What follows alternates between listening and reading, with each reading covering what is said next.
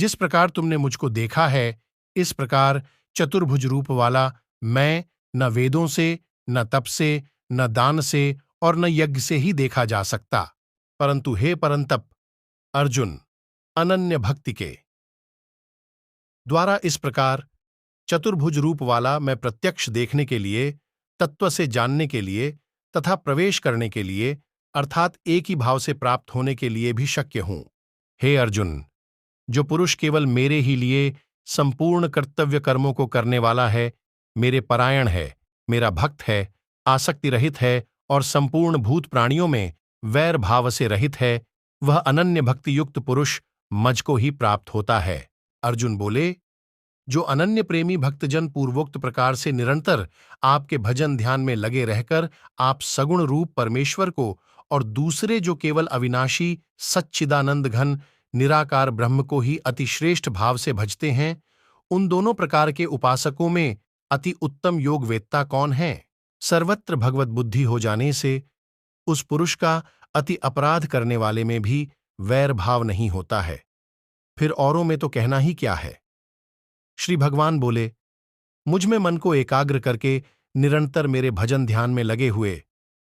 जो भक्तजन अतिशय श्रेष्ठ श्रद्धा से युक्त होकर मुझ सगुण रूप परमेश्वर को भजते हैं, मुझको योगियों में अति उत्तम योगी मान्य हैं। परंतु जो पुरुष इंद्रियों के समुदाय को भली प्रकार वश में करके मन बुद्धि से परे सर्वव्यापी अकथनीय स्वरूप और सदा एक रस रहने वाले नित्य अचल निराकार अविनाशी सच्चिदानंद घन ब्रह्म को निरंतर एक ही भाव से ध्यान करते हुए भजते हैं, वे संपूर्ण भूतों के हित में रथ और सब में समान भाव वाले योगी मुझको ही प्राप्त होते हैं। उन सच्चिदानंद घन निराकार ब्रह्म में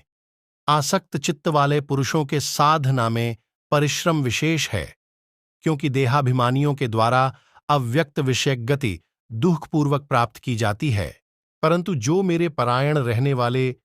भक्तजन संपूर्ण कर्मों को मुझ में अर्पण करके मुझ सगुण रूप परमेश्वर को ही अनन्य भक्ति योग से निरंतर चिंतन करते हुए भजते हैं, हे अर्जुन,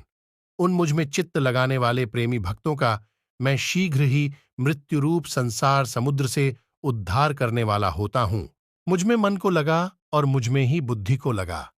इसके उपरांत तू मुझ में ही निवास करेगा, इसमें कुछ भी संशय नहीं है। यदि तू मन को मुझ में अचल स्थापन करने के लिए समर्थ नहीं है, तो हे अर्जुन, अभ्यास रूप योग के द्वारा मुझको प्राप्त होने के लिए इच्छा कर। यदि तू उपर्युक्त अभ्यास में भी असमर्थ है,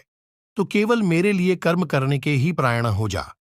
इस प्रकार मेरे निमित्त कर्मों को करता हुआ भी मेरी प्राप्ति रूप सिद्धि को ही प्राप्त होगा। यदि मेरी प्राप्ति रूप योग के आश्रित होकर उपर्युक्त साधना को करने में भी तू असमर्थ है, तो मन बुद्धि आदि पर विजय प्राप्त करने वाला होकर सब कर्मों के फल का त्याग कर। मर्म को न जानकर किए हुए अभ्यास से ज्ञान श्रेष्ठ है,